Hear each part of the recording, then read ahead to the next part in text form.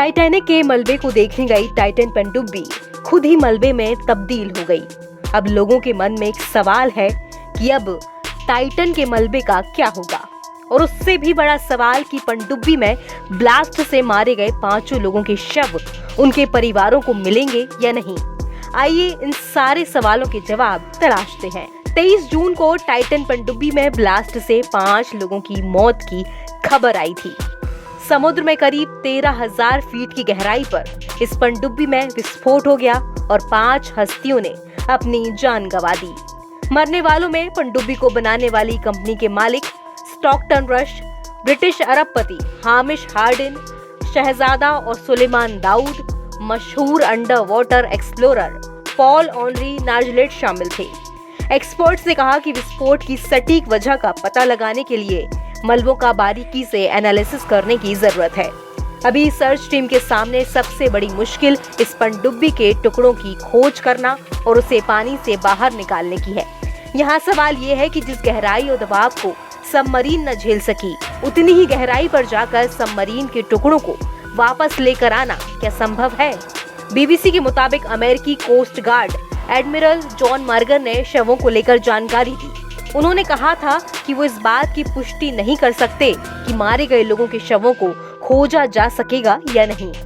ये बेहद ही मुश्किल काम है। दरअसल जांच के लिए ज्यादा से ज्यादा मलबे को हासिल करना जरूरी होगा।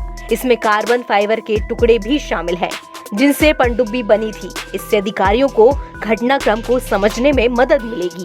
जिस इलाके में टाइटन के हिस्से मिले हैं, उसका नक्शा बनाने की भी कोशिश की जा रही है।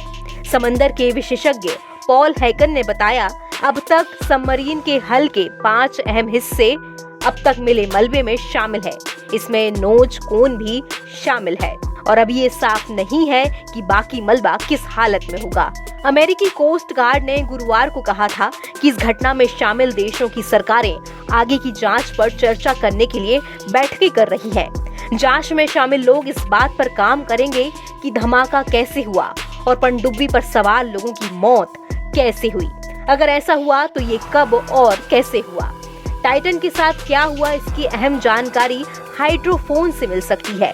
ये पानी के भीतर लगे माइक होते हैं जिनका काम परमाणु परीक्षणों के दौरान आवाज को पकड़ना होता है।